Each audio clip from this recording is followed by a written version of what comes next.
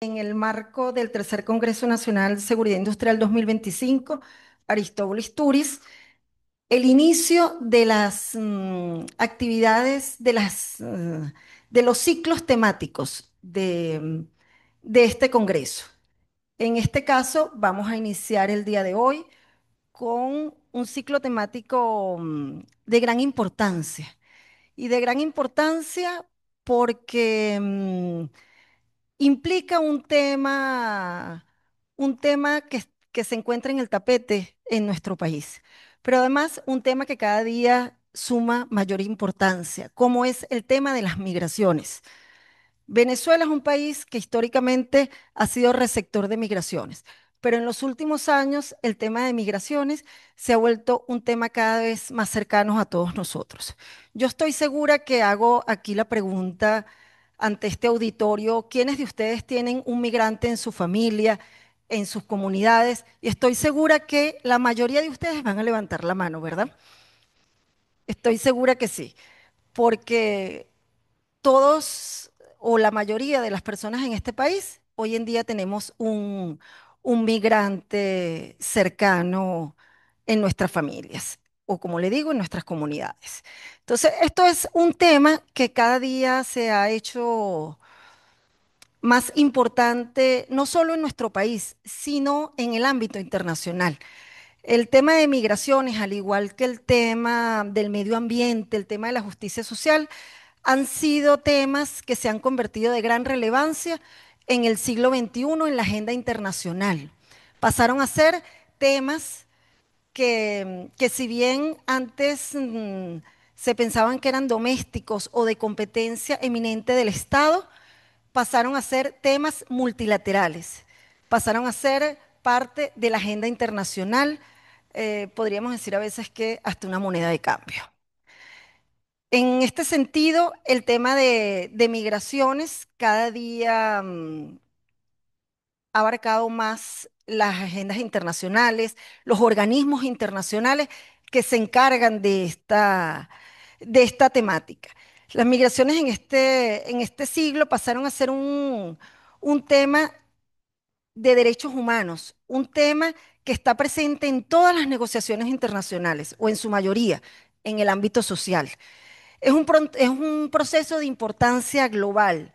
Hoy en día, más de 279 millones de personas viven en un país distinto al país de origen. Y de ellos, más de 169,7 millones son trabajadores migrantes. Imagínense la importancia de esta temática a nivel mundial. Sin embargo, el tema migratorio no ha sido un tema, como decía anteriormente, un tema inadvertido en la historia de Venezuela. Fuimos y continuamos siendo un país históricamente receptor de migrantes, especialmente en el siglo XX. En el siglo XX, Venezuela recibió grandes grupos de personas provenientes de muchas latitudes, provenientes de Europa, luego de la durante y luego de la Segunda Guerra Mundial, o las migraciones que se recibieron de países vecinos, ya sea por conflictos armados, por situaciones económicas difíciles, como son los casos de Colombia, Ecuador, Perú, o por las dictaduras de derecha que se fueron realizando en todo el cono sur. Recibimos grandes grupos de personas de Argentina, Uruguay, Paraguay y de Chile. Igualmente, recibimos también importantes grupos de personas de otros países como del mundo asiático, específicamente de la China. También recibimos de Centroamérica, hemos recibido del Caribe, si recuerdan el tema de los haitianos, que uno siempre los veía como los dominicanos, personas que se insertaban en nuestra sociedad. Y es importante destacar que el tema migratorio también genera un tema de percepción. A veces cuando se habla de migrantes, y eso es un tema que se ha estudiado por muchos profesionales, el tema de la percepción de las migraciones. A veces uno dice, no, es que había muchísimos extranjeros. Y quizás no eran tantos, pero a veces el tema de lo que le es diferente a uno, la percepción se aumenta, se incrementa. Y es quizás lo que ocurría en nuestro país. Sin embargo, no es menos cierto que en Venezuela recibimos, como les digo, un gran número de personas. No solo de personal calificado que se insertó en la industria petrolera, también un personal que en los años 70 también ingresaron al país en condiciones quizás no de forma regular, sino de forma irregular, que se insertaban en la sociedad, quizás no de las mejores, en las mejores condiciones y fueron engrosando el tema de migrantes en nuestro país. Sin embargo, aquí quiero recordar a nuestro comandante Hugo Rafael Chávez Fría, que hizo justicia social con un gran número de personas que vivieron en este país por más de 20, 30 años en este país de forma irregular y a través de un proceso de regularización masivo se logró la regularización y la inserción adecuada de todo ese contingente de personas que vivieron en nuestro país en la Cuarta República de manera irregular. Sin embargo, en la historia de Venezuela, Venezuela ha sido un país que siempre mantuvo puertas abiertas, históricamente. Nosotros fuimos un país de puertas abiertas, de recibir a todo aquel que quería venir. Quizás las normativas y las leyes a veces no estaban adecuadas para regularizarlo, pero igualmente esas personas podían vivir en esta sociedad. Venezuela fue un país de puertas abiertas y humanamente para recibir a todo ese grupo de personas que decidió migrar a Venezuela como un país de oportunidades, un país que económicamente le daba todas las oportunidades de poder desarrollarse profesionalmente, laboralmente, económicamente. En nuestro ordenamiento jurídico actual y que también se remonta a épocas pasadas, podemos decir que en Venezuela no hay ningún tipo de discriminación desde nuestra Constitución Nacional en la cual se establece en su artículo 21 la no discriminación y la igualdad ante la ley en la que incluye todo el tema de la igualdad ante la ley de los extranjeros, independientemente de su condición, más allá de las restricciones legales en algunos sectores, en algunas áreas. eh, el ordenamiento jurídico venezolano está dispuesto para la no discriminación. Y eso ha sido históricamente porque Venezuela ha firmado a lo largo de su historia una serie de convenios, acuerdos que implican la igualdad de esas personas extranjeras en Venezuela. Quiero hacer mención aquí de algunos instrumentos que ha ratificado la República Bolivariana de Venezuela, que son de suma importancia en el área de la seguridad social que nos reúne en este tercer congreso. Podemos mencionar los convenios bilaterales que ha firmado la República Bolivariana de Venezuela con países de los cuales recibimos este gran número de personas. Tenemos convenios en materia de seguridad social con España, con Italia, con Portugal, con Grecia, con Ecuador. Lamentablemente, directora, hoy en día no lo tenemos activo por temas que todos conocemos aquí políticos, pero que también ha sido el interés del Estado venezolano, no solo de beneficiar a la población europea, sino también a los nacionales de los países vecinos. Igualmente tenemos suscrito el convenio de seguridad social con Chile.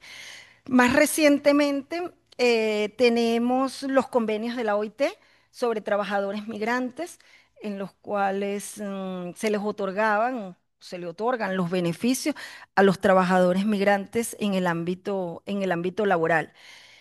Y sí, más recientemente está la Convención Internacional de los Trabajadores Migrantes y sus Familias de Naciones Unidas, en el que se amplían los derechos de los migrantes independientemente de su condición migratoria y más recientemente el Pacto Mundial para una Migración Segura, Ordenada y Regular, que es un acuerdo intergubernamental no vinculante aprobado por Naciones Unidas en el año 2018, que busca gestionar las migraciones basadas en la cooperación internacional, de las cuales nuestros excelentes ponentes el día de hoy nos hablarán, el respeto de los derechos humanos y la soberanía de los estados.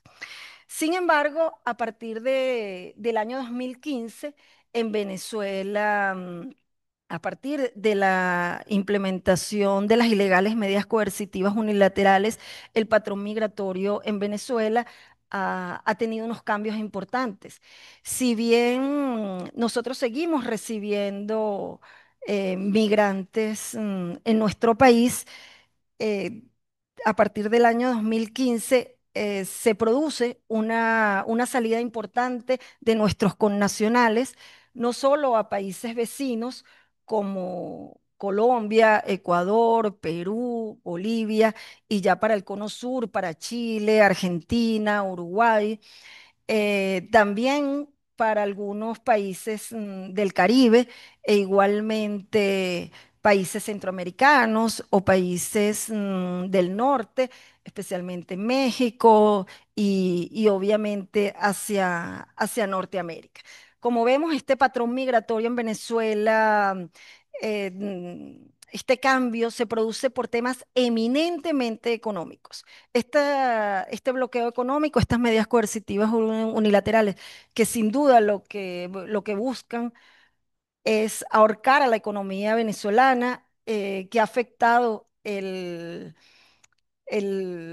economía nacional en el sector de mayor importancia, como es el petróleo, ha conllevado desde esta última década a una situación económica que conllevó a muchas personas salir de nuestro territorio. Sin embargo, esta salida, por razones eminentemente económicas, no fue tampoco una salida, vamos a decir, eh, simple, fue también una salida inducida por muchos sectores de la derecha internacional que conllevaron a ofrecer a muchos de nuestros connacionales ofertas económicas, la obtención de documentos de manera fácil, la obtención de empleos que cuando nuestros connacionales llegaban a esos países, lamentablemente las condiciones no eran como efectivamente los habían llevado a tomar la decisión de emigrar de nuestro país. Y es por eso que ese cambio migratorio ha llevado al Estado venezolano a hacer grandes esfuerzos. En primer lugar, el reforzamiento o fortalecimiento, mejor dicho, de nuestro sistema consular. Nosotros, si bien a lo largo de nuestra historia hemos tenido un sistema consular amplio por ser receptores de migrantes, igualmente se ha fortalecido ese sistema a través de nuestro Ministerio del Poder Popular para las Relaciones Exteriores. Igualmente se ha desarrollado lo que ustedes bien conocen, que es la gran misión Vuelta a la Patria. Y como esa, muchas más acciones que ha desarrollado el Estado venezolano como una manera de proteger y garantizar los derechos de nuestros connacionales en el exterior. Por ello, hemos organizado este ciclo con grandes personalidades que vienen trabajando este tema desde hace algún tiempo. Nos acompañan en esta ocasión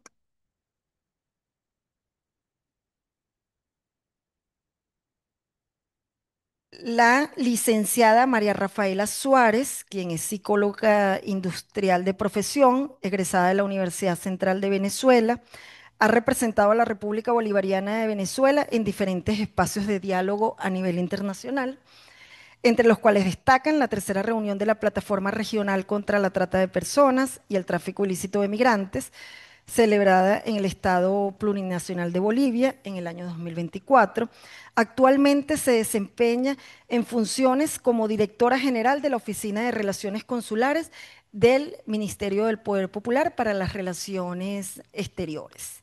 E igualmente nos acompaña el día de hoy el doctor Pedro Sassone, de profesión sociólogo de la Universidad de Oriente en el estado Sucre, en Venezuela, máster en planificación del desarrollo, mención urbano regional, analista político nacional e internacional, articulista del Correo del Orinoco, diplomático de carrera, actualmente cónsul de la República Bolivariana de Venezuela ante la República Oriental de Uruguay e igualmente ocupó cargos de relevancia como cónsul jefe en la República del Ecuador y viceministro de Atención Integral para la Migración venezolana.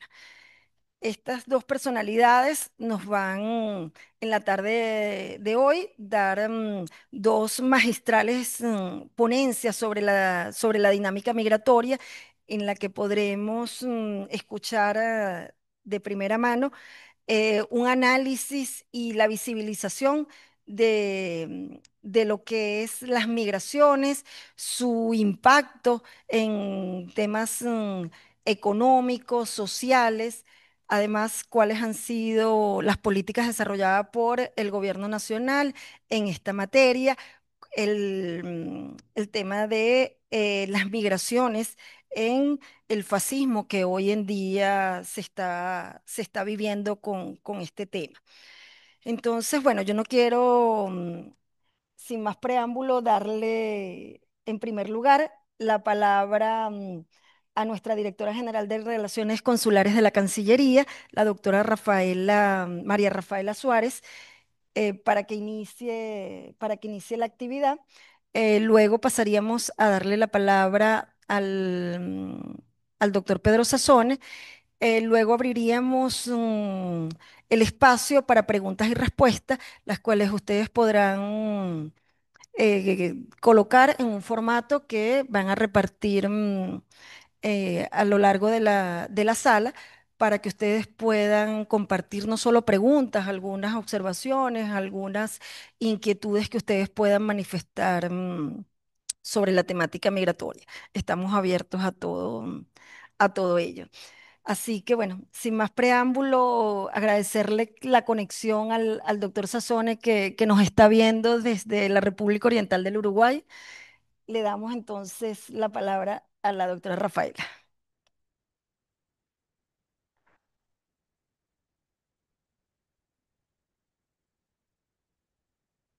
Silvia, Silvia. Bueno, muy buenas tardes. Bueno, primero agradecer la invitación a esta ponencia del viceministro Rafael Ángel Ríos, de la directora Liliana Serrano, con la cual trabajamos muy a menudo otros aspectos, ¿no? Y por supuesto a todas las autoridades del ministerio para el proceso social del trabajo. Igualmente, agradecida al público que está acá presente por asistir y compartir este espacio. Bueno, en primer lugar, todo lo que vamos a conversar acá es producto de nuestras vivencias en el ámbito consular, ¿ok? Muchas de las cosas que voy a presentar acá no está en libros, no está en la academia, es parte o producto de nuestras actuaciones consulares para atender a nuestros connacionales en el exterior, ¿ok? Bueno, para iniciar, es importante mencionar que ya lo mencionó Liliana, la doctora Liliana, es que las medidas coercitivas unilaterales que Estados Unidos nos impuso a nuestro país, lo que buscaban, por supuesto, era ahogar nuestra economía, sofocarnos, ponernos de rodillas. ¿Qué consecuencia trajo esto? Impactó negativamente la seguridad social de nuestro país y en consecuencia genera una migración inducida, desproporcionada, irregular. ¿Por qué decimos esto? Porque migrar es un derecho, eso está totalmente claro. Cualquier persona que considere que en otro país puede obtener oportunidades, una mejor calidad de vida, está en total derecho. Ahora bien, el cómo hacerlo es el punto. ¿Cómo lo voy a hacer? ¿De qué manera conozco ese país? ¿Cómo me va a recibir? Entendiendo que en muchos países la migración irregular es un delito. Y si una persona es, las autoridades lo ubican, simplemente es privado de libertad, así sin más nada. Usted es un migrante irregular, es privado de libertad y para salir debe pagar una multa cuantiosa y abandonar inmediatamente el país.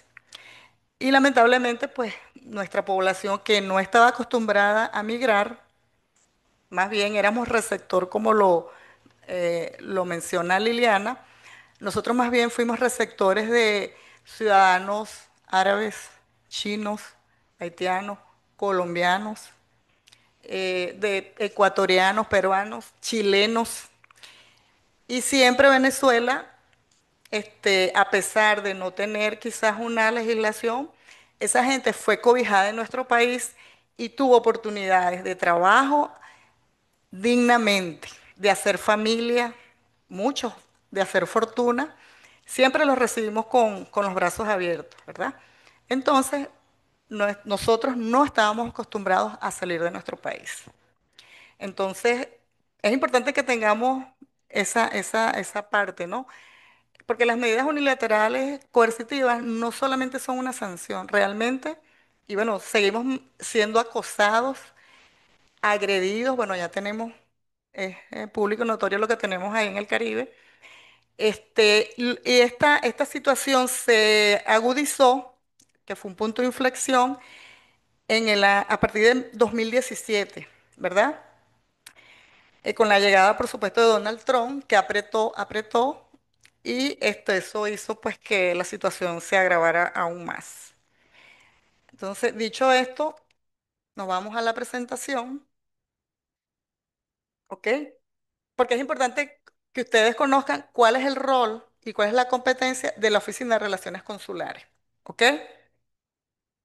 Nosotros, por supuesto, nuestra principal responsabilidad es darle asistencia y protección a nuestros connacionales en el país en que se encuentren. Por supuesto, si tenemos presencia allí, ¿no? Este, mm, Básicamente esa es el rol que nos corresponde como oficina consular. Por supuesto, de la mano de nuestras misiones. En la mayoría de los países nosotros tenemos alrededor de 106 representaciones diplomáticas y consulares a nivel internacional. Tenemos, por supuesto, que es público y notorio, que se suspendieron algunas, sobre todo en la región de América Latina, se suspendieron relaciones justamente por el tema político, no reconocieron a nuestro presidente constitucional Nicolás Maduro y fueron parte del acoso y el ataque confabulados con Estados Unidos y bueno, evidentemente por eso se suspendieron esas relaciones. Pero con las que están activas pues hacemos un trabajo, lo cual en aquellos países donde no tenemos esta representación igual no lo vemos como, es una limitación, pero no es una dificultad para poder darle asistencia a ese connacional que está en ese país. Entonces, como ustedes pueden ver, ese es el rol que nosotros tenemos allí en la Cancillería. Bien, pasamos ahora. Bueno, el contexto actual, ya lo introduje, tiene que ver con la aplicación de medidas coercitivas unilaterales, ¿verdad? Que también esto nos está impactando a nivel internacional, porque muchas veces nuestras misiones no cuentan con los recursos financieros adecuados para poder brindar esa asistencia de manera oportuna, pero hacemos el esfuerzo y se logra.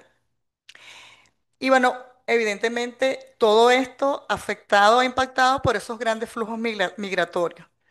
He sabido que los países donde hay más migrantes en la región son Perú, Colombia, Ecuador, Argentina.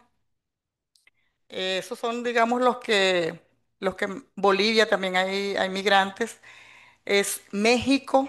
México en este momento es, digamos, hay una situación crítica, no tanto por venezolanos que querían estar en México, sino que a raíz de las políticas de Donald Trump, que suspendió todos aquellos mecanismos de protección que les habían dado con la administración de Biden, ellos quedaron represados en las fronteras de México. ¿Ya? Tapalucha, ¿cómo es que se llaman esos? O sea, todas aquellas fronteras que México tiene con Estados Unidos. Ahí se quedó represado una gran cantidad de venezolanos, familias, niños que no pudieron pasar. ¿Qué consecuencia trajo esto? Esa gente está prácticamente en situación de calle.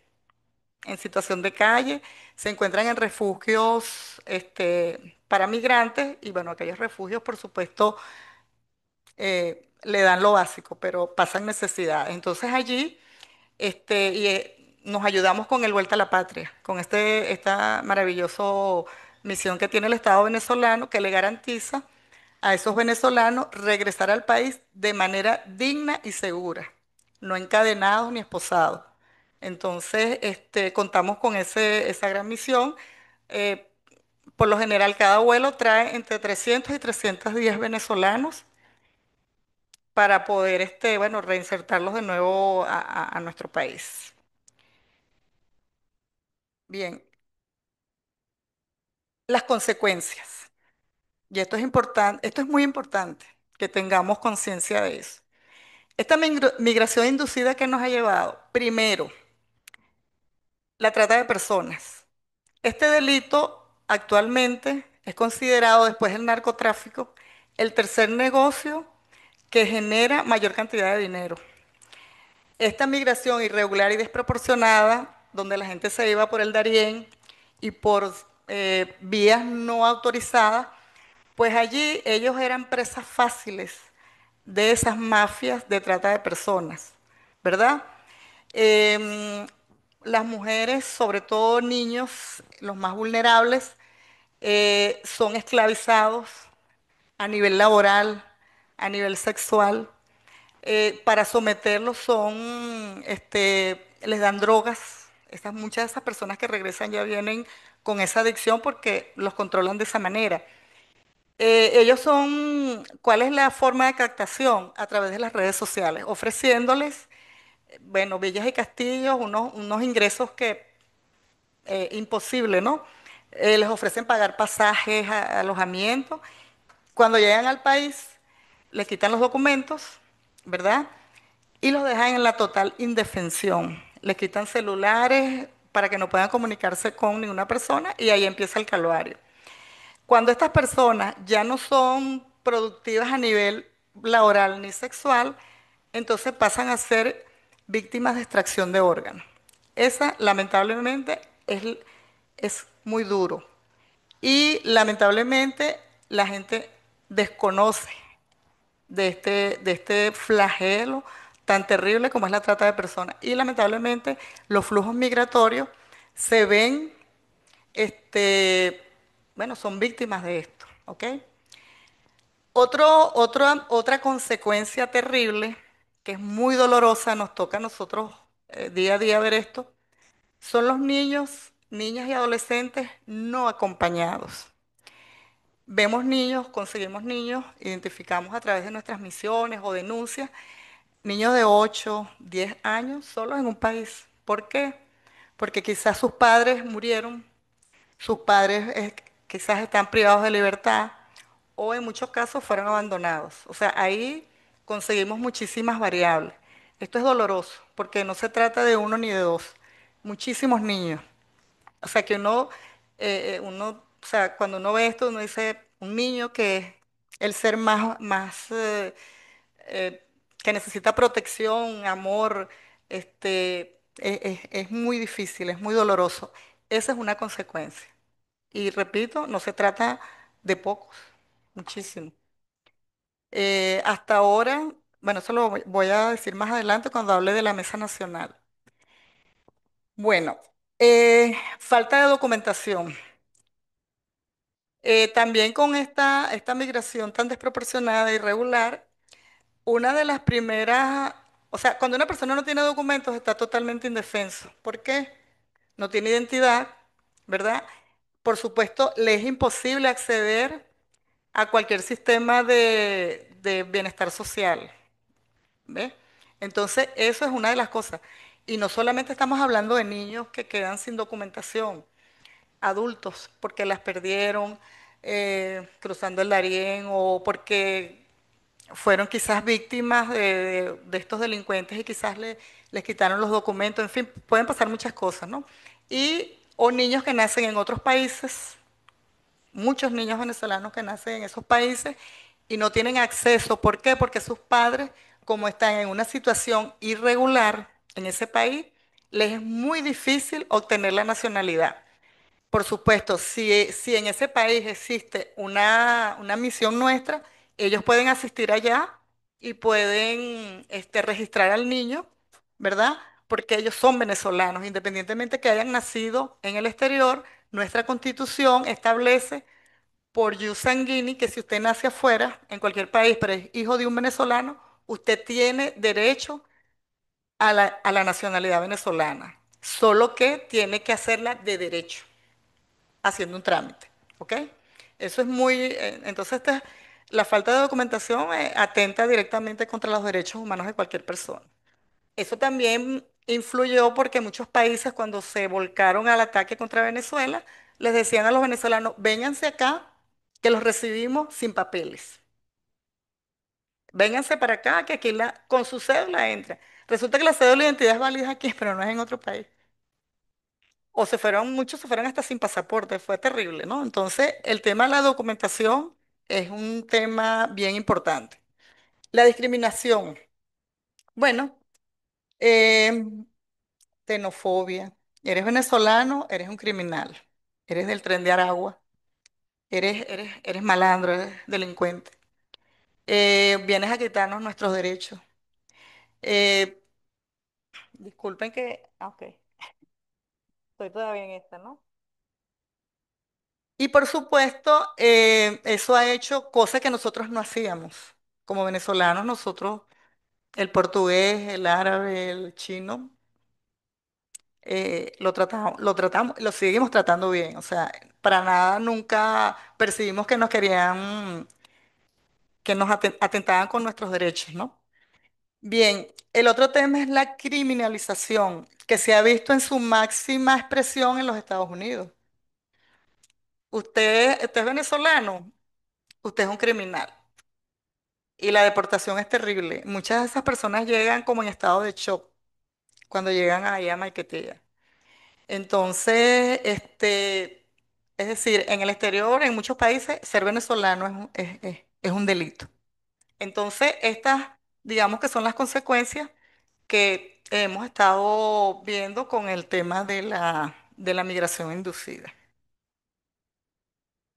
Ajá. ¿Qué hemos hecho? ¿Qué hemos hecho para atender esta titánica labor?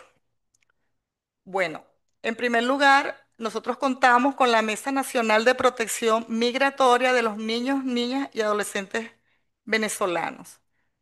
Eh, a través de esta mesa que es un área que está en relaciones consulares, ¿verdad? Nosotros desde allí, pues, la Mesa Nacional se activa para el retorno seguro, digno de niñas, niños, adolescentes que están en situación vulnerable, de vulnerabilidad en cualquier país. Más adelante voy a hacer un poco más, voy a explicar un poco más acerca de qué se trata esta instancia.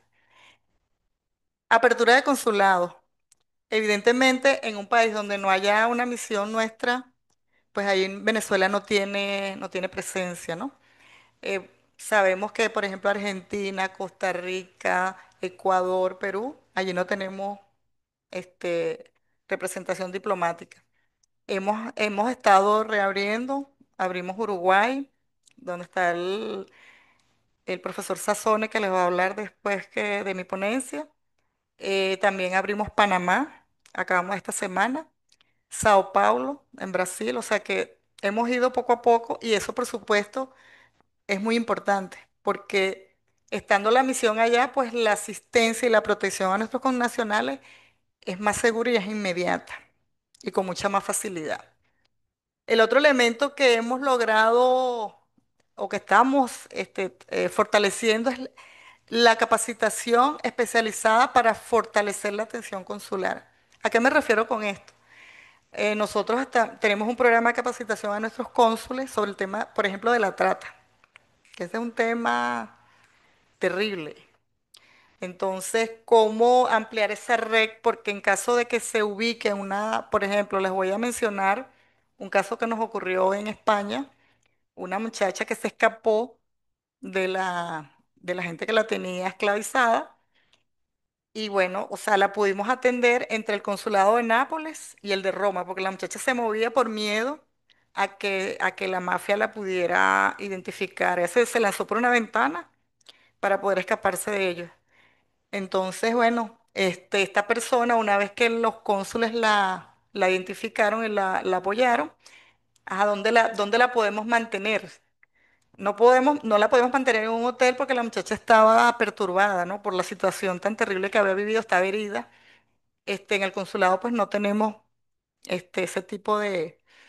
Y bueno, es parte del trabajo de los cónsules identificar en el país donde estén esos centros de atención para este tipo de situaciones, de manera tal que si se ubica tanto un niño como una persona bajo esas circunstancias, pueda ser cobijada por una institución de ese país hasta tanto nosotros podamos garantizar el retorno de ellos a Venezuela. De eso se trata, además de otros temas, ¿no? Contamos con un sistema de legalización y apostilla electrónica en casi todos los países donde tenemos nuestras misiones acreditadas. ¿En qué ayuda esto? Si un niño nace afuera, en cualquier país, ellos asisten, supóngase que hay países donde efectivamente tienen lo que se llama iusoli, es decir, naces en territorio, puedes obtener la nacionalidad, independientemente de que seas hijo de extranjero. No todos los países lo tienen, pero hay algunos que sí, por ejemplo, Perú lo tiene. Entonces, ellos pueden, si un niño nace allá, pueden registrarlo, ¿verdad? Obtener la acta de nacimiento que los acredite como ciudadanos peruanos. Si ese venezolano desea que también tenga la nacionalidad venezolana, debe apostillar esos documentos en la misión que corresponda, nos los envía y nosotros lo tramitamos ante el CNE de manera tal que el niño también pueda tener su nacionalidad venezolana. Por eso es importante, y este sistema de legalización y apostilla está avalado por el convenio de La Haya. El punto de fomentando la cooperación bilateral y multilateral en beneficio de los ciudadanos. Bueno, allí realmente nosotros tenemos y estamos trabajando en eso, en generar memorandos de entendimiento con algunos países que nos ayuden a proteger niños, niñas y personas migrantes. En este momento tenemos uno con Colombia para los niños, porque allá tenemos muchos niños institucionalizados por diferentes circunstancias y la idea es, una vez que nosotros ubicamos la red familiar aquí en Venezuela y si están dispuestos a recibirlos y tienen las condiciones, simplemente los reclamamos ante Colombia y pueden ser traídos acá a Venezuela. También tenemos esto es súper importante, nosotros solos como consular no podemos eh, atender esto de manera aislada. Nosotros trabajamos en equipo con los diferentes, lo que nosotros llamamos sistema rector, que eso también se los voy a mencionar un poco más adelante, para poder retornar al país una persona excepcional, caso trata, víctima de trata o niños no acompañados. Ok, entonces, bueno, la Mesa Nacional de Protección, la que les mencioné anteriormente, para nosotros es un mecanismo importantísimo, ¿verdad? La misma fue publicada en Gaceta Oficial el 5 de enero del 2021. Esta es una instancia de coordinación con el Sistema Rector Nacional de Protección Integral de Niñas, Niños y Adolescentes. Este sistema rector está compuesto por Tribunal Supremo de Justicia a través de la Sala Social, Ministerio Público a través de la Dirección de Mujer y Niño, con el 6CPC. Tenemos también al IDENA con el tema, pues, el ente rector de niñas, niños y adolescentes acá en el país. Consejo Nacional de Protección, Defensa Pública, entre otros, ese es el sistema nacional. Sin nosotros cuando, por ejemplo, les comento rápidamente, cuando una persona que es víctima de trata es identificada en el país que sea, bueno, se genera toda una logística para traerla al país y una vez que ya se tiene el regreso seguro, nosotros activamos estas autoridades y ellas atienden a la víctima. En primer lugar, se les da una asistencia, digamos, de apoyo, ¿verdad? Y luego se inicia el proceso de judicialización para poder determinar qué mafia, qué red pudo haber intervenido en ese delito. Y bueno, en el caso de los niños, igual. Nosotros acompañamos a través de todas estas autoridades y con la familia del niño. Allá en Maiquetía se les hace un recibimiento y se le hace la entrega formal del niño. Ajá. ¿Cuáles son estos tipos de casos y situaciones de vulnerabilidad? Bueno, niños, niñas, adolescentes institucionalizados. Por ejemplo, en Europa es muy difícil porque allá cuando un niño es institucionalizado, es decir, es el Estado a través de alguna institución de la niñez, los cobija. Pero ese cobijo usualmente termina en una adopción. Entonces, claro, ahí, ¿cuál es la idea? La idea es que ese niño crezca con su familia, tiene ese derecho. Si no tiene sus padres, debe tener una abuela, una tía, hermanos, que eso es lo que, ese es nuestro trabajo, identificar esa red familiar. Porque el niño, repito, tiene derecho a criarse con su familia. El otro tema, bueno, el tránsito no acompañado a niños solos, que bueno, por las circunstancias que ya les mencioné, pues quedan en situaciones de calle en esos países. Presuntas víctimas de trata de personas, que ya le he comentado bastante, tráfico ilícito de migrantes y aquí me faltó violencia de género. A través de esa mesa también nosotros atendemos fuera, por supuesto, fuera del país. A veces es muy difícil porque por ejemplo, una venezolana casada con un extranjero, hay un problema de violencia de género. Lamentablemente, la legislación de ese país beneficia a la pareja que violenta. La otra persona queda prácticamente en situación de indefensión. Y si tiene niños, por supuesto, esa violencia indirectamente afecta a ese niño. Entonces, no está acá, pero también la mesa atiende ese tipo de casos.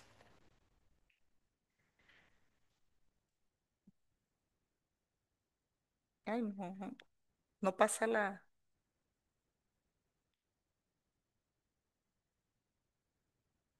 no pasa la lámina. Ah, sí, no, entonces me pasé, ya va. Ok. ¿Cuál es la perspectiva de la política consular para 2030? Bueno, capacitación para nosotros es súper importante en todos aquellos temas que, bueno, permitan fortalecernos. Visibilización. ¿Qué significa esto? Que nosotros, a través de los espacios internacionales que tenemos, debemos mostrar esto. El enfoque social del Estado venezolano. Por supuesto, seguir fortaleciendo la cooperación internacional con los diferentes países y, por supuesto, ampliar la red consular a nivel internacional. Y ya para finalizar, algunas recomendaciones sobre la protección integral. Para nosotros es importante la prevención. Si nosotros informamos los riesgos y todos aquellos aspectos negativos a que puede estar sometido un migrante, yo pienso que, repito, sin decir que no es un derecho que la persona pueda migrar, pero que conozca realmente a qué se va a enfrentar si lo hace de manera irregular. Y por supuesto, concientización. Y el tema de las redes sociales, porque por las redes sociales, allí pues hay muchas trampas. Por supuesto, una vez que regresa la persona, el migrante, pues nosotros llegamos hasta ese punto. Retornar a ese migrante a través de unas condiciones dignas y seguras. Bueno, psicología. Es la gente viene emocionalmente afectado. Yo vi que mucha gente aquí levantó la mano cuando Liliana preguntó quién tenía un familiar migrante. Esa gente viene afectada, bueno, porque por muchas razones. Entonces, pienso que es importante esa atención. Por supuesto, la inserción laboral y educativa, tanto para niños como para adultos. Y por supuesto, la resocialización, porque ya muchas personas vienen sin arraigo. Y entonces es importante, no solamente con la familia, con su núcleo de amigos, en fin, que puedan lograr bueno, lograr la felicidad, que es lo que estamos buscando todos, y vivir bien. Bueno, muchísimas gracias. Espero que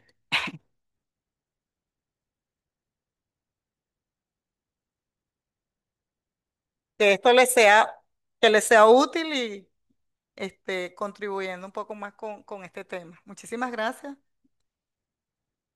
Bueno, muchísimas gracias por esa ponencia con elementos tan importantes que nos ha dado la tarde de hoy la licenciada María Rafaela Suárez, directora general de Relaciones Consulares. De verdad agradecemos porque esta información, como bien usted decía, no es una información que está en libros, no es una información eh, que está a disposición, sino es parte de la política que desarrolla el Estado en todo su sistema consular a nivel internacional. Es importante algunos elementos que usted nos ha dado en la tarde de hoy. En primer lugar, coincidimos en que la migración venezolana ha sido una migración inducida, no, no fue una migración que surgió de la nada, sino aunado a los impactos de las medidas coercitivas unilaterales en el quiebre de la economía nacional, aunado a políticas, campañas diseñadas y orquestadas desde el exterior con el apoyo de algunos nacionales que llevaban a las personas a sentir como que, bueno, ya aquí en Venezuela no hay alternativa alguna. Hay que emigrar como la única solución.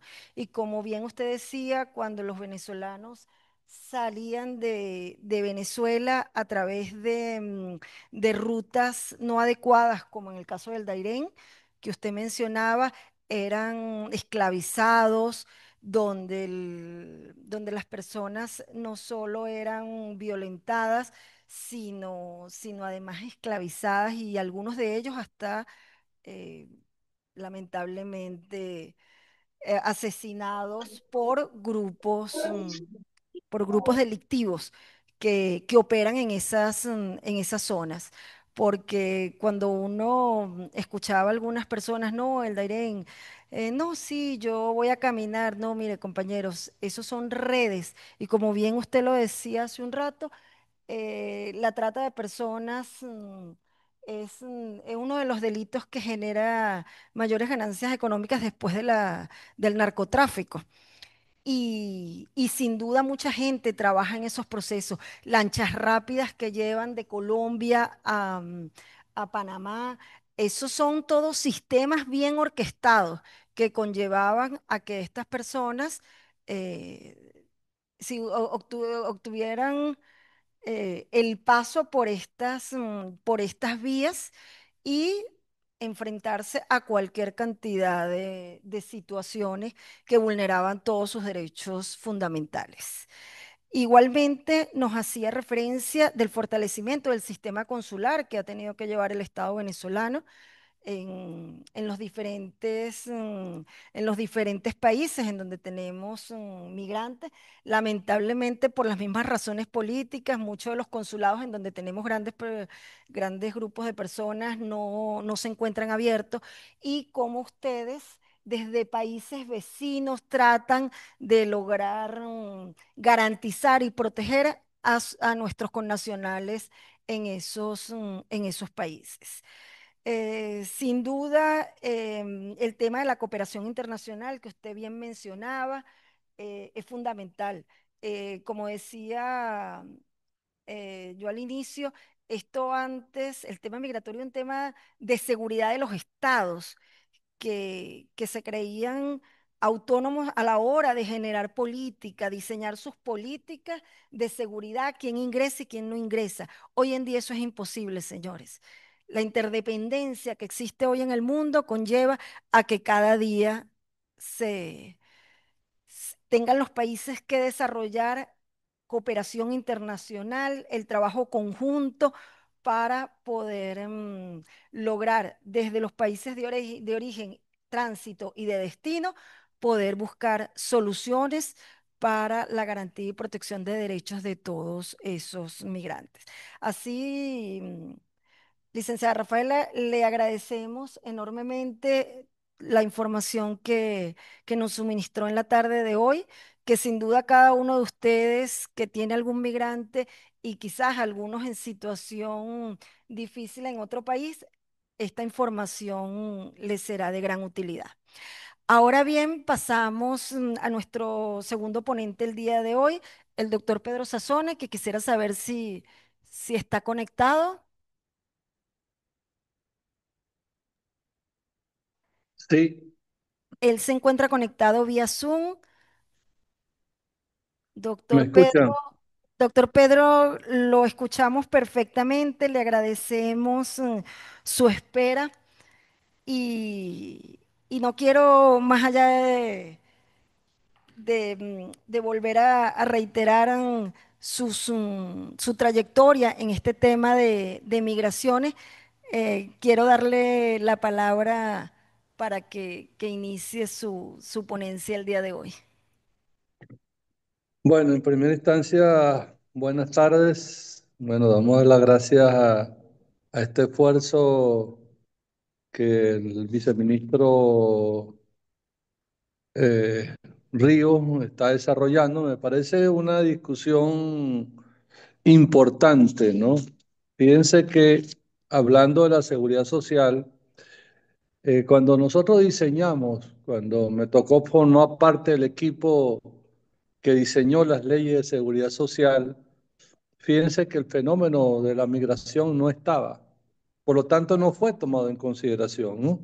Aparte de las leyes que preservan el derecho, pero la seguridad social como elemento de protección social y la referencia a la migración no se había analizado. Entonces, yo creo que ese es un punto sumamente importante por aquello de que hay un principio fundamental en la protección social que tiene que haber permanencia, tiene que haber continuidad en el tiempo, tiene que haber capacidad en términos de contribución económica y tiene que haber estabilidad laboral. Y justamente la migración viene a cambiar esta dinámica de las estabilidades de los mercados de trabajo, siendo que es otro elemento importante a considerar, el proceso del mercado de trabajo está en completo cambio, reestructuración. El mundo del trabajo está cambiando. Está cambiando porque las bases tecnológicas sí lo determinan.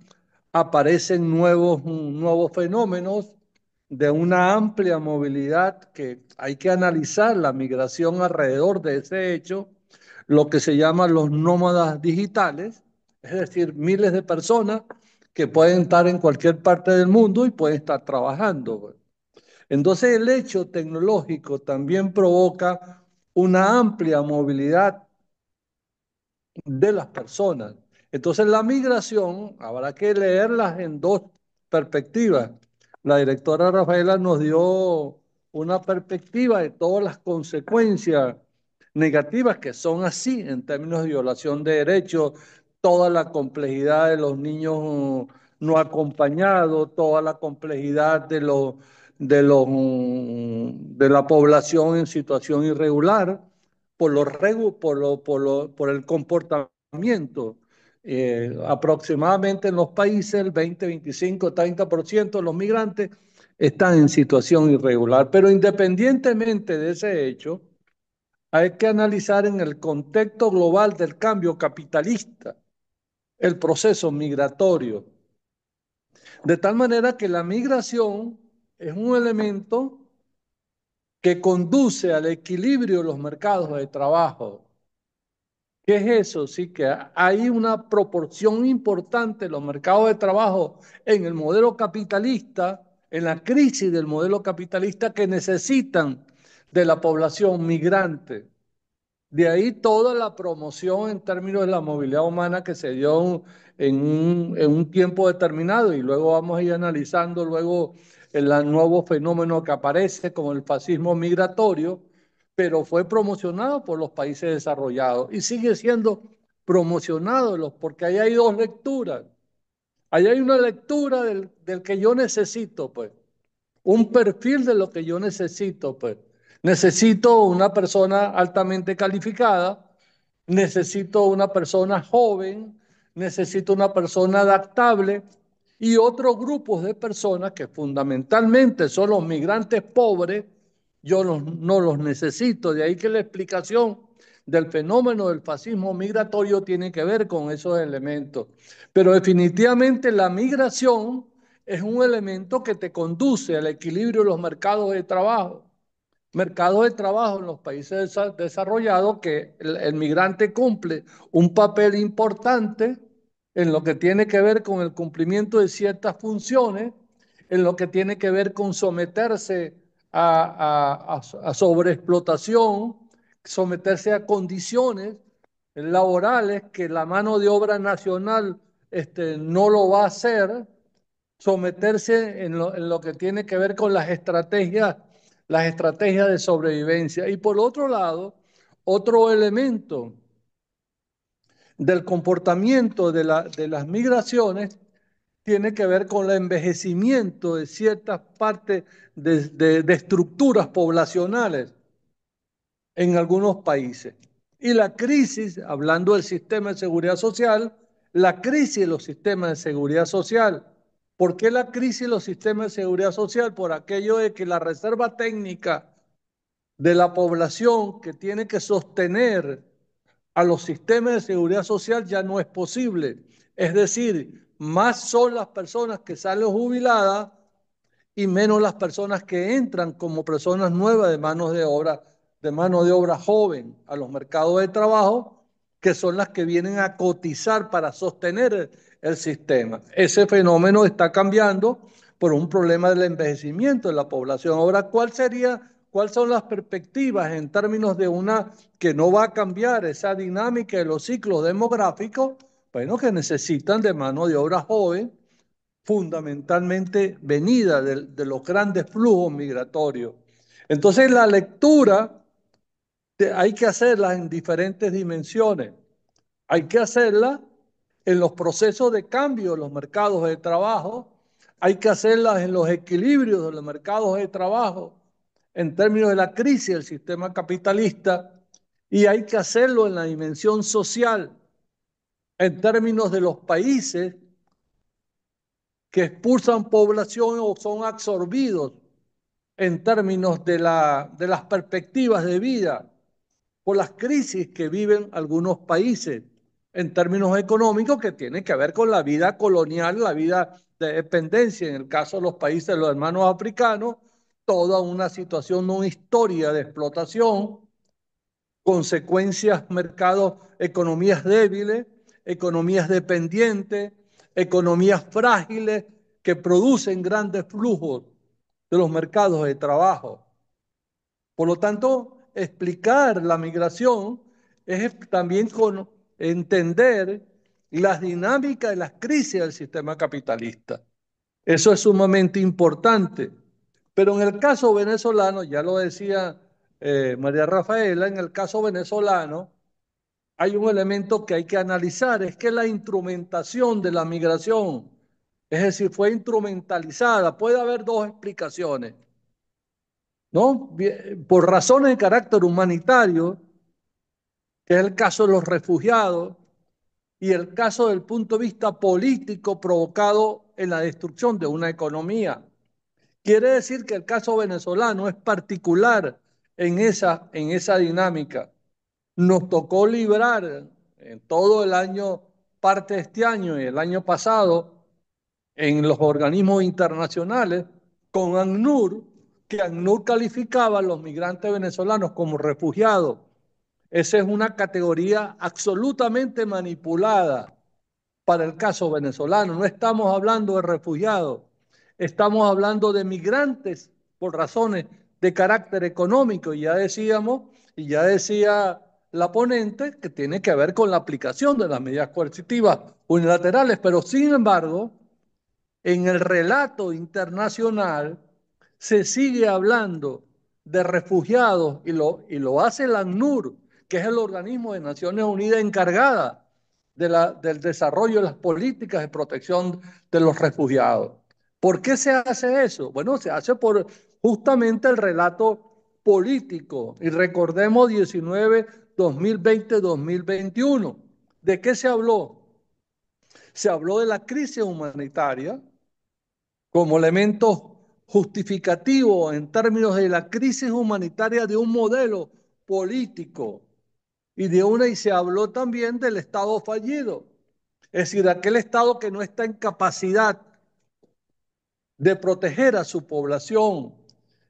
Si el Estado no está en capacidad de proteger a su población, evidentemente surge otro elemento que tiene que ver con la responsabilidad de proteger, es decir, terceros estados o la comunidad internacional se da la autodefinición en términos de intervenir sobre un país por situaciones humanitarias para proteger a la población nacional. Entonces, esta dinámica del comportamiento de la instrumentalización política, de la manipulación política es un elemento característico, particular en el caso venezolano. Es decir, se da la referencia de las características económicas, pero las características económicas inducidas en un proceso de crisis, en un proceso de la guerra híbrida, de destrucción, quiere decir que fue pensada así. Bueno, se habla de 8 millones, 5 millones, no hay cifra objetiva en el caso venezolano, pero indudablemente que forma parte de un proceso de instrumentalización para provocar la salida en los años más difíciles del 19, el 20 y el 21. Con otro elemento que hay que tomar en consideración es que esta población que fue provocada, que fue promovida, la salida por razones de carácter económico, porque se le destruyó la base económica de sostén a la población venezolana, que ya se decía que no había cultura migratoria, sino que más bien éramos un país receptor. Ese elemento, del elemento de la guerra cognitiva al migrante, ¿qué provocó? Que gran parte de la población saliera no reconociendo las razones económicas de su salida con la aplicación de las medidas coercitivas unilaterales y todo el contexto de la guerra híbrida, sino como referencia de quién tiene la culpa, quién me quitó lo que yo tenía. Eso tiene amplias repercusiones y lo hemos visto los que hemos estado al frente de todo el trabajo consular, lo que significa encontrarte con una población cargada de la emocionalidad negativa, cargada de una visión de ruptura de la identidad, porque no me quiero identificar con ese país que yo dejé en Venezuela. Eso tiene un comportamiento social importante en el exterior por la masa de población. Por lo tanto, es un reto importante reconocer el fenómeno con todas sus consecuencias que ya se derivaban. En esa dinámica de la intervención y con un elemento que aparece también novedoso, es que definitivamente la migración es una variable geopolítica. Es una variable geopolítica para desarticular a países, en este caso el caso venezolano o el caso cubano. Ahí hay un concepto que se llama el bono demográfico. Es decir, el país se descapitaliza en términos de lo que es el potencial social y económico con la salida de una mano de obra, de una fuerza de trabajo, de unos trabajadores con experiencia, con una formación técnica importante, vitales para el proceso de recuperación social, para la sostenibilidad. ¿De a dónde veníamos? Veníamos del país con mayor nivel de ingreso a nivel de América Latina, con un nivel de prosperidad importante, con un nuevo concepto de la relación capital-trabajo alrededor del trabajo, con las leyes de seguridad social. De ahí veníamos y de ahí se desarrolló el modelo planteado en la Revolución Bolivariana en términos de la construcción del socialismo. Por lo tanto, esta dinámica quebró el desarrollo ascendente en términos de un modelo político, en términos de la construcción de otra sociedad. Justamente la migración es un fenómeno que produce una ruptura con esa dinámica, porque la ruptura es una ruptura en términos de sentido, de identidad con el país, el sentido de participación. Hay un elemento fundamental en la construcción de una nación, que es el territorio, el Estado y la gente. Cuando tú produces una ruptura del sentido de pertenencia, estás rompiendo la nación como noción colectiva. Y exactamente fue pensado así, en términos ideológicos, en términos de perspectivas, en términos del desarraigo de una población. Pero el fenómeno hay que colocarlo en la mesa. Hay que colocarlo en la mesa para analizarlo en las dos vertientes. En la vertiente del que se queda y en la vertiente el que retorna al país. El derecho al retorno. ¿Por qué hay que analizarlo en esas dos vertientes? Porque yo retorno. Ahora la pregunta es, ¿cómo retorno al país? ¿Cuál es mi percepción del país? ¿Cómo reelaboro el sentido de resocialización con el sentido de identidad del país? Y el que se queda, cómo se queda en las condiciones de su conexión con el país y el arraigo con el país. Entonces, bueno, estamos al frente de un fenómeno realmente complejo. En los análisis que estuvimos haciendo del viceministerio y los intercambios que hicimos con varios países, hay un elemento que discutimos en los encuentros y el intercambio bilateral que nos decían, el fenómeno hay que aceptarlo como tal, llegó para quedarse. Es decir, no estamos hablando de un fenómeno circunstancial. Es más, podemos decir que estamos al frente de un nuevo marco cultural de comportamiento de la población. Y el comportamiento de la población que va más allá en un momento determinado con respecto a las recuperaciones económicas. Es decir, los países, en el caso venezolano, 4 años en recuperación positiva, los países se pueden recuperar económicamente y eso no significa, o eso significa que va a haber migración cero o que va a retornar toda la población que salió al país. Los fenómenos en términos de la complejidad nos están diciendo otras cosas. Nos está diciendo que hay una proporción importante de lo que está sucediendo en el país con el retorno importante de ya la última cifra, hablaban de 1.200.000, 1.400.000 personas que han retornado, pero hay una masa de población importante que echa raíces en los países receptores. Es decir, y va a haber otra población que va a estar saliendo permanentemente y ahí me quiero referir a ese hecho. Entonces, bueno, el fenómeno en su complejidad, hay que analizarlo en el marco geopolítico, en el marco de la instrumentación, en el marco cultural, en términos de comportamientos sociales, en un mundo globalizado, en un mundo en el cual está en conexión en términos tecnológicos. Por lo tanto, la movilidad humana empieza a ser un fenómeno promocionado también por el desarrollo tecnológico en la nueva referencia de los nómadas digitales, y me refiero a ello porque tiene que ver con los jóvenes. Es decir, yo puedo estar en cualquier parte del mundo, mi ubicación laboral no tiene nada que ver con la instancia de dónde estoy viviendo. Puedo estar viviendo, es más, veía unos programas últimamente donde algunos países están diseñando estrategias urbanísticas para los nómadas digitales, de tal manera que se sientan, entre comillas, con relativamente tranquilidad para poder trabajar en el mundo tecnológico, en la conexión tecnológica.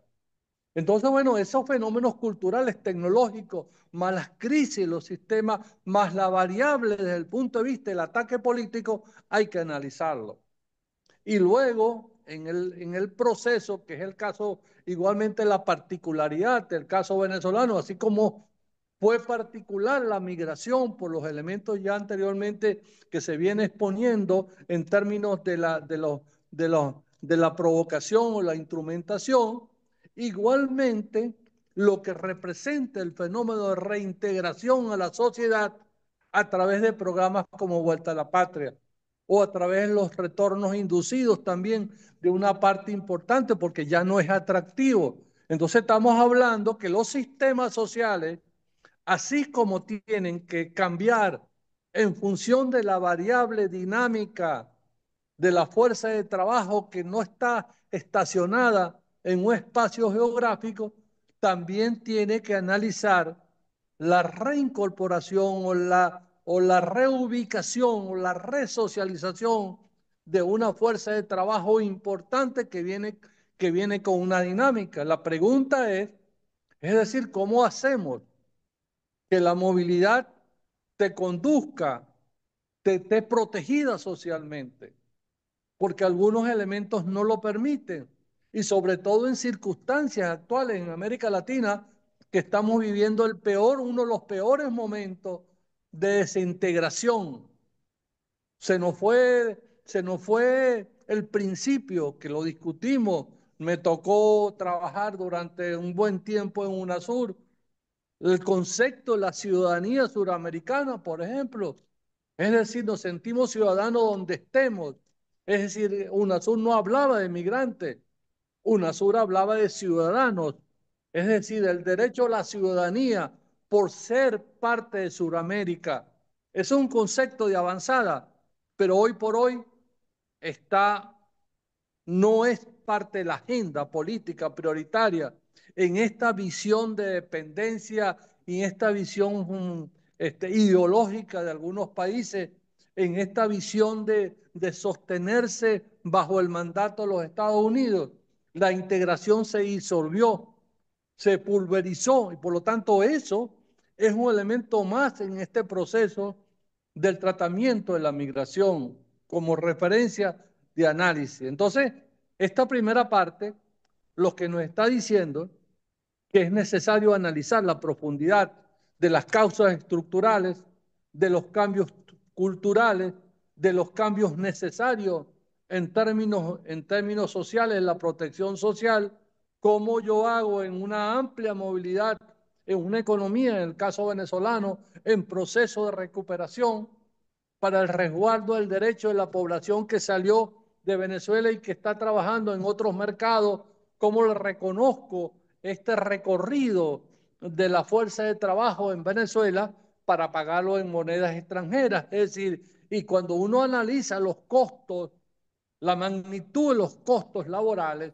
para el caso venezolano, es decir, hay que pararse y analizar esa circunstancia en términos de la particularidad de la migración para la población que está en dinámica migratoria. Entonces, bueno, este elemento nos lleva a la segunda parte. La segunda parte, ¿qué pasó en la región? En la región se dio, aparte del problema de la desestructuración de los procesos de integración, la migración se colocó en un elemento de lo negativo, de la criminalización de la migración, de la xenofobia en su máxima expresión. La población vio hacia adentro, manipulada, de tal manera que lo que yo no tenía en términos laborales, me lo quita el migrante. Es decir, esa es una crisis de las propias crisis sociales de los países. Es decir, no es verdad que la situación social en un país determinado todo tiene que ver con el fenómeno migratorio, pero sin embargo así fue y así es instrumentalizado, de tal manera que yo llego a un territorio, me siento extranjero, no me siento en igual de condiciones, llego en situación irregular y ya veíamos todas las consecuencias en términos sociales, en términos laborales, en términos de protección. Pero esa es la realidad. Esa es la realidad en la cual estamos viviendo. El segundo elemento importante en términos de esta dinámica de la criminalización, la xenofobia en extremo, la visión de la migración en términos ideológicos, que es el nuevo fenómeno en el cual estamos viviendo. Es decir, ¿y qué es el fenómeno ideológico?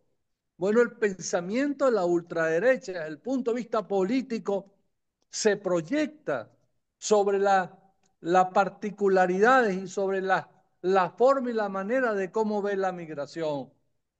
Es decir, que los viejos pensamientos fascistas de la pureza de la raza superior, de la raza superior, de las razas inferiores, de los sectores sociales pobres que yo no quiero en mi país. Y aparece este fenómeno traído por el gobierno del presidente Trump, de lo que yo he llamado el fascismo migratorio. Estamos al frente de un fenómeno de alta complejidad en términos de las consecuencias sociales. El fascismo migratorio. Recordemos que el fascismo tenía una característica en su propia dinámica de conformación que se llama la línea de lo ético. ¿Qué es la línea de lo ético? Todo aquel población que no está en mi mapa ético, no me importa su vida. ¿Y a quién yo cubro con mi mapa ético? A la población blanca que conforma la pureza de la raza. La otra población en el mapa ético que sale de esos límites, a mí no me duele lo que le pase a ellos. A mí no me duele la vida de los niños, ya decía la directora María Rafaela, no me interesa, no me importa si yo secuestro o no secuestro a los niños, si yo le quito los niños a los padres, si yo soy un país que contribuye a romper el lazo natural de los niños con su familia, porque socialmente no me duele. Es más, me estorban. Y ahí al lado de ese fenómeno del fascismo migratorio aparece un nuevo concepto. El nuevo concepto se llama la remigración. Es un concepto que los países, que los movimientos de ultraderecha en Europa lo plantean, así como el fascismo migratorio en todas sus consecuencias que desarrolla el señor Trump, que va a tener una mayor repercusión porque se va a suspender el estatus de protección temporal, TPS, que protege aproximadamente a unos 300.000 venezolanos en los Estados Unidos. Quiere decir que esa población tiene que salir de los Estados Unidos. No me importa, por eso el mapa ético, no me importa si ellos tenían una estabilidad, no me importa en un momento determinado las condiciones materiales de ellos. Ellos tienen que salir. Ese proceso de expulsión forzada, en el caso de esta nueva referencia de la remigración como pensamiento de derecha, dice que hay que promover la expulsión forzada y masiva de migrantes y extranjeros, independientemente de su condición. Ya no son los migrantes irregulares por la condición de ser extranjeros, porque están poniendo en peligro la pureza de la raza. Ese es el fascismo. Y uno dice, ¿quién los promueve? Bueno, los promueven los países, los movimientos fascistas que cada día toman mayor importancia en Europa y en América Latina.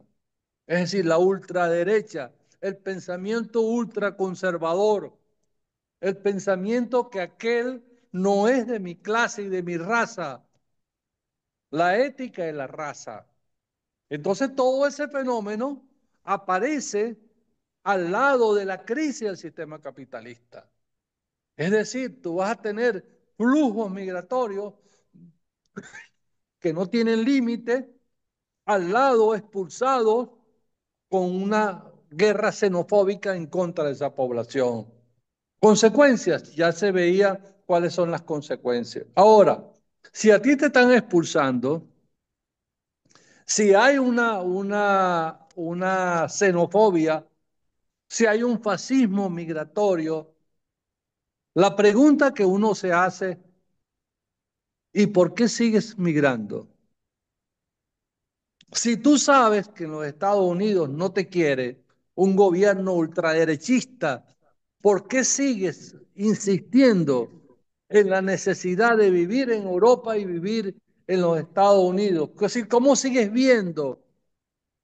Y ahí me paro en un elemento, en una temática para el análisis, en la subjetividad de la población, ¿qué está pasando?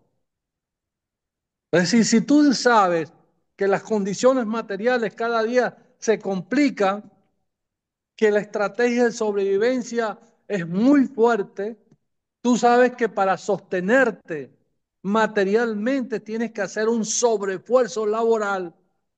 ¿Por qué sigues optando por la migración? Entonces hay un fenómeno subjetivo importante que hay que analizar en la complejidad cultural. Por eso es que estamos frente a un fenómeno complejo, es decir, diferentes elementos que se cruzan y la pregunta, ¿y qué hacemos con los jóvenes? ¿Cómo hacemos la reflexión? Porque esta es una reflexión para los jóvenes. El esfuerzo que hace el país, el esfuerzo que hace el presidente Nicolás Maduro con el plan Vuelta a la Patria, con esa capacidad de proteger a la población, programa único, nos tocó en Ecuador, a mí me tocó dirigir 62 vuelos de Conviasa con todas las condiciones, absolutamente todas las condiciones. Lo único que se le pedía a la gente que tuviese una decisión voluntaria de retornar al país. Y así nació el Plan Vuelta a la Patria, donde todo estaba financiado. Ese esfuerzo y el esfuerzo que está haciendo en este momento el Estado venezolano, alrededor de ese esfuerzo es necesario hacer el análisis. Y nosotros nos planteamos una vía, dos vías importantes en la experiencia del viceministerio. La primera vía, que lo llamamos, no migrar es un derecho. Es decir, frente a estas condiciones, frente a los procesos de desintegración, frente a las consecuencias, ¿cómo tú sopesas la necesidad en un momento determinado con la estabilidad tuya y tu prosperidad y tus condiciones de vida? ¿Por qué decimos no migrar es un derecho? Porque es un acto de reflexión. No es cualquier cosa lo que está pasando en los Estados Unidos.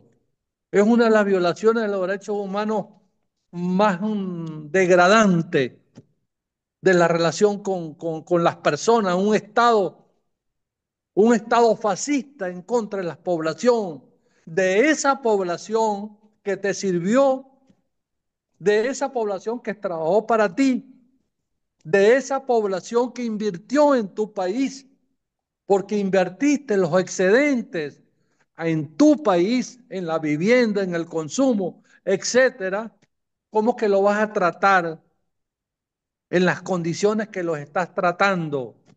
En la criminalización, en la forma tan soez de referirte al migrante. Y uno se pregunta, ¿eso ha provocado y provoca una reflexión en la población? Es necesario preguntarse. Por eso es que nosotros decimos y lo planteamos, y hoy a la distancia lo sigo planteando, no migrar es un derecho.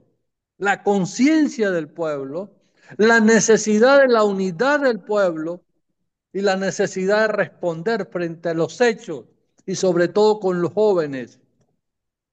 Porque no olvidemos que parte de la población que retorna son niños de 10, de 11, de 12, de 13 años, que ya vivieron 4, 5, 7 años en el extranjero. Es decir, ¿cuál es su dinámica subjetiva de reencontrarse con el país?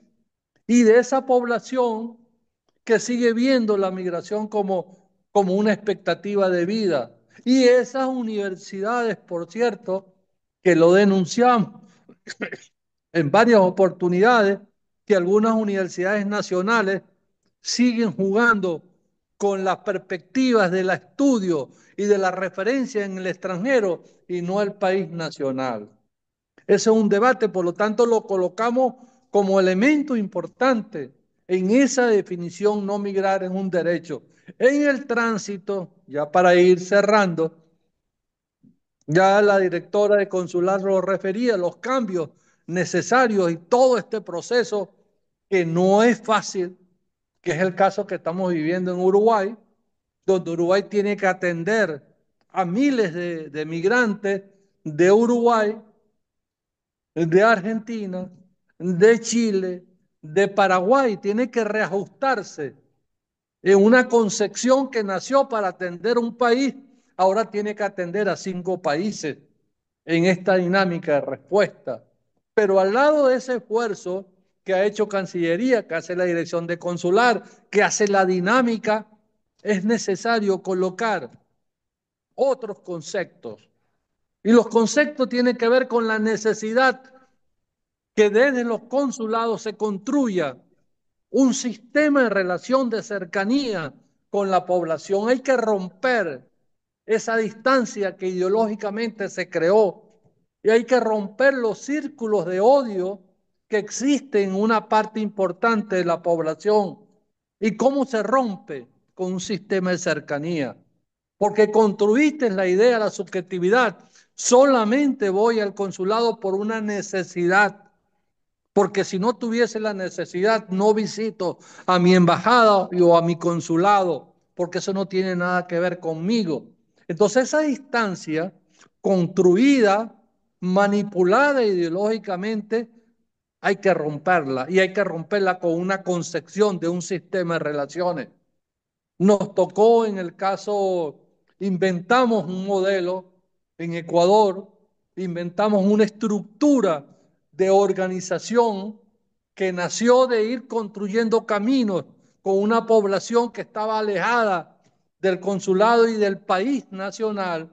Ahí construimos cosas como esta, el Club Infantil Mi Patria Venezuela, para construir un sistema de relaciones. Construimos el teatro como mecanismo importante de resocialización o de socialización sobre la identidad. Construimos clubes deportivos para incentivar la identidad nacional. Por lo tanto, ese modelo, que lo llamamos el modelo social, consular, un nuevo concepto de la diplomacia social, creo que es importante que lo profundicemos, que hagamos los cambios al lado de este proceso de mejoramiento importante que ya la directora mencionaba. Es necesario construir el concepto de cercanía, de una cercanía cultural, de identidad con la población venezolana, de diálogo con la población venezolana. No es fácil, no es fácil porque está la barrera ideológica. Ustedes no tienen idea de la barrera ideológica porque la construcción fue una construcción de profundidad ideológica subjetiva de una parte de la población. Ir al encuentro de ellos, ir al proceso de identidad, de reforzamiento de la identidad, de cómo nos referimos y cómo nos construimos y cómo nos reencontramos. Habrá parte de esa población que retorna al país, pero ya retorna en otras condiciones porque se ha dado un sistema de relación. Y los que se quedan, yo puedo estar viviendo donde sea, pero sigo siendo venezolano, sigo teniendo la identidad, sigo pensando en el país y porque no está descartado también que en ese concepto de lo circular yo pueda cooperar con el país donde yo esté económicamente, puedo diseñar propuestas, porque la mano de obra especializada que tenemos en el extranjero es muy fuerte.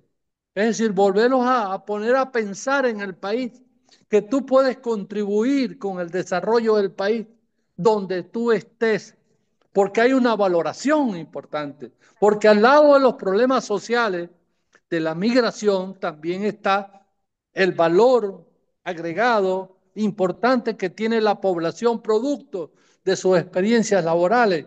Por lo tanto, tenemos que hacer el esfuerzo para que miren el país, tienen que reencontrarse con el país, ya sea desde el punto de vista económico, ya sea desde el punto de vista cultural. Yo decía, por ejemplo, bueno, no está negado que los jóvenes migrantes venezolanos yo les ofrezca unas becas para que estudien en el país, para que esos niños vayan a estudiar medicina, vayan a estudiar ingeniería, vayan a estudiar lo que ellos quieran, porque así es la referencia. Es más, nos llegamos a plantear, y Pedro, lo vamos a desarrollar en este Pedro, caso la disculpa, experiencia. Pedro, disculpa para ir cerrando. Quizás no quise interrumpirte, pero te estábamos escribiendo por el chat. Ok, para ir terminando. Discúlpanos. Entonces, no está negado el hecho del reencontrarse en términos de la dinámica de integración de la población. Eso nos conduce a un gran reto desde el punto de vista social y desde el punto de vista cultural. La valoración de las consecuencias, ya se decía, la valoración de por qué fue manipulado políticamente, ideológicamente, y las nuevas condiciones, la migración, que tiene que producir una conciencia y una unidad del pueblo venezolano. Entonces, esta era la reflexión que yo quería compartir con ustedes. Bueno, un fuerte aplauso para para el doctor Pedro Sassone, quien nos ha hecho una excelente ponencia, eh, más desde el punto de vista global del tema de migraciones. Más bien es una invitación, es tu reflexión, pero creo que es una invitación a todos los asistentes a a esta ponencia a reflexionar el tema migratorio, cómo efectivamente las migraciones se mueven en respuesta a los cambios de los mercados de trabajo, cómo efectivamente las migraciones calificadas son las que se reciben con los brazos abiertos, cómo las migraciones no calificadas son las que son rechazadas, el tema de la criminalización, el tema de cómo las políticas de ultraderecha de algunos de los países conllevan a volver a siglos atrás con un tema eminentemente de seguridad y de exclusión hacia el migrante. Así que te agradecemos enormemente esta presentación que nos has hecho el día de hoy y que sin duda nos va a dejar elementos para la reflexión de todos los participantes en las mesas de trabajo el día jueves y viernes. Para finalizar, yo quiero, en primer lugar, despedir a la doctora Rafaela, quien por razones de servicio, de cumplimiento de funciones, debe retirarse en la tarde de hoy, agradeciéndole su ponencia y que seguro sus elementos serán discutidos en las mesas de trabajo igualmente el día jueves y viernes. Sumamente agradecida por su participación en la tarde de hoy.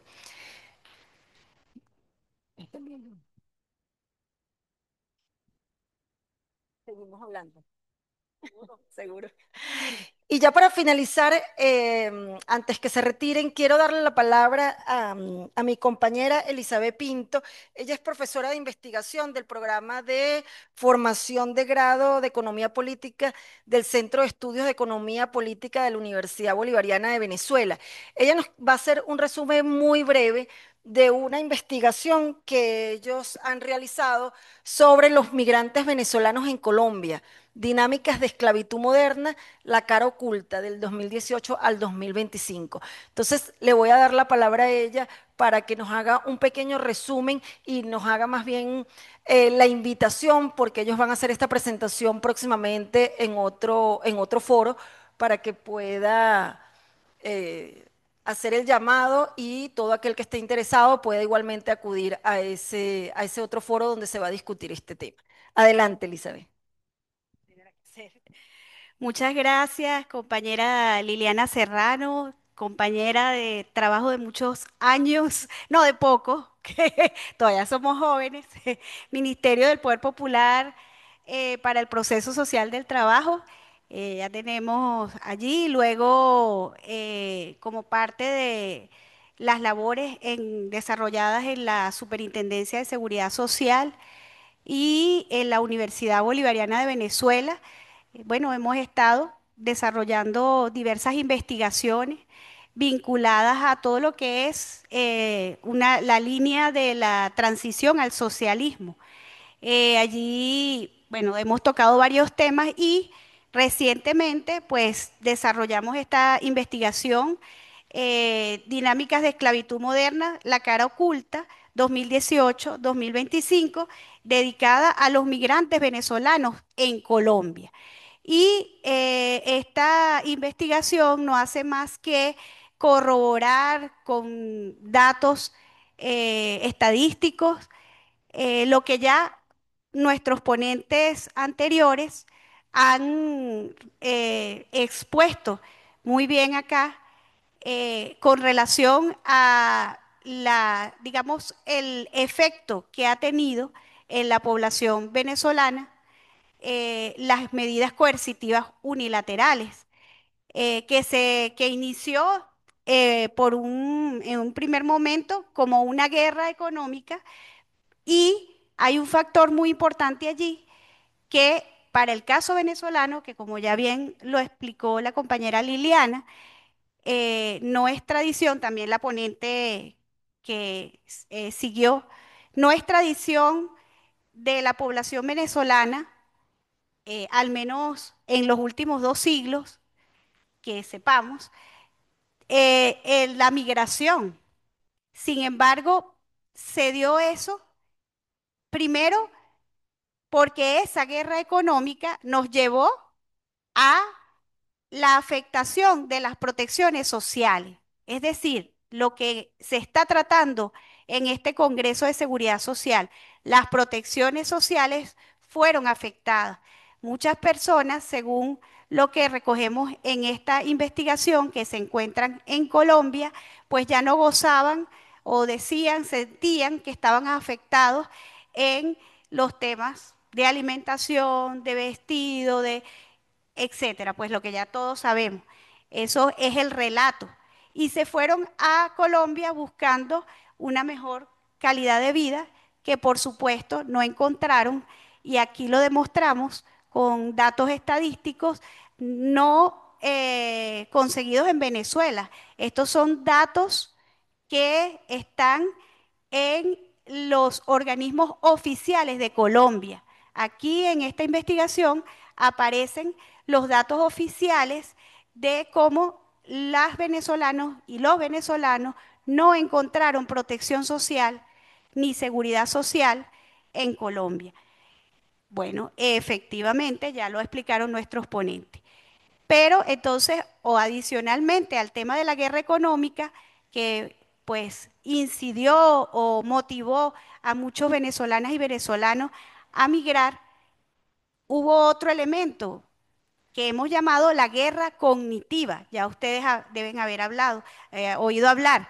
Pues esa insistencia a través de los medios, las redes sociales, poblaciones, familias, lo que llaman estas personas que negociaban con la migración, insistieron de tal manera que convencieron a esta población de que aquí estaba muy mal y que cuando se fueran a Colombia iban a estar mejor. Entonces, eso es otro elemento que poco se ha trabajado, pero que aquí se ve claramente reflejado como esa guerra cognitiva aplicada a Venezuela, no de manera ingenua, sino ya aquí también se reflejan por otras investigaciones, ha sido realmente planificada.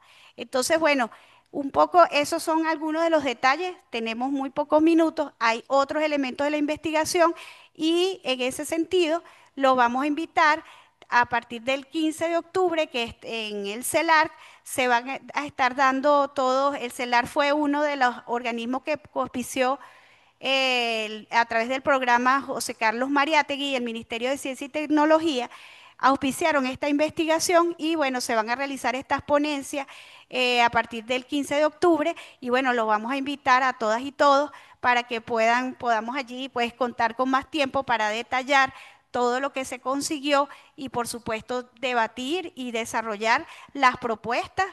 Aquí entre las propuestas, bueno, aquí se desarrollan algunos, digamos, ideas que han dado los propios migrantes, el tema de la prevención, que ya también se nombró aquí, cómo hacerla con campañas informativas, son elementos y políticas que muy bien se pueden desarrollar y que hay condiciones para ya entonces que las migraciones, si se van a dar, sean seguras, sean protegidas y también apoyamos muy bien, aquí también se recoge el relato del en ese momento viceministro de Migraciones, que él dice, y nosotros compartimos, el derecho humano a no migrar, porque pareciera que lo bueno es migrar para Venezuela, no, también lo bueno es no migrar y construir nuestro país de manera productiva, siendo productivo y construir lo que dijo el libertador Simón Bolívar, lograr la suprema felicidad social. Eso lo hemos dicho aquí en Venezuela, no se ha dicho en otros países. Gracias, Liliana.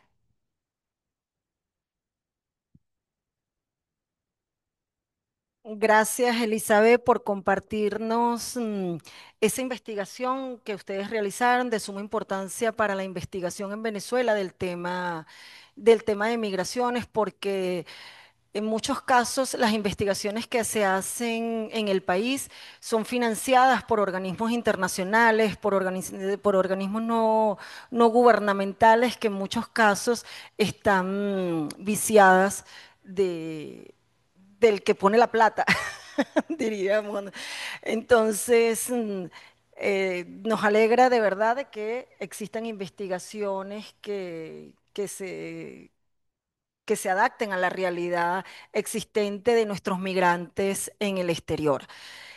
Bueno, de acuerdo al chat que tenía de preguntas y respuestas, no tengo aquí identificada ninguna pregunta. Sin embargo, los invito a ustedes también que el día jueves y viernes a través de las mesas de trabajo puedan manifestar sus inquietudes y observaciones sobre esta ponencia. Sin duda ha sido enriquecedora. Hemos visto el tema de migraciones desde diferentes ópticas, desde una visión, vamos a decir, pragmática de cómo el Estado ha desarrollado, ha fortalecido su sistema de protección consular para garantizar derechos de nuestros connacionales en el exterior. También se pudieron dar algunos elementos sobre la protección del migrante en Venezuela, no solo en su ordenamiento jurídico, sino en las políticas que ha desarrollado a lo largo de su historia. Y finalmente, esta visión, o mejor dicho, en contraparte, la visión que Pedro, no sé si Pedro aún nos acompaña, esta visión, esta reflexión que nos hace Pedro ya desde una óptica global de cómo la guerra cognitiva conllevó a la salida de los venezolanos a través de esa migración inducida, cómo ellos responden a los equilibrios, o mejor dicho, a los desequilibrios que existen en los mercados laborales y que sin duda ellos generan un equilibrio en esos países de acogida. Y cómo hay una afectación en Venezuela de la salida de esos migrantes, nos lo decía esta mañana nuestro ministro de Planificación con la pérdida de ya de 10 años del bono demográfico. Entonces, sin duda son muchos elementos para la reflexión que nos ha dado la tarde de hoy, este ciclo sobre la temática de migraciones y nos deja la conclusión en materia de seguridad social que efectivamente la protección social del migrante es bien limitada o escasa a nivel mundial. Entonces, bueno, ya para cerrar, vimos el estudio y la investigación que se hizo desde la Universidad Bolivariana de Venezuela y que los invitan para esa sesión que se va a hacer en el CELAR. Entonces, bueno, sin más que agregar, les damos las gracias a todos ustedes que permanecieron hasta el final de la jornada, esperando que haya sido bien de su interés las presentaciones que se llevaron en la tarde de hoy. Muchísimas gracias a todos.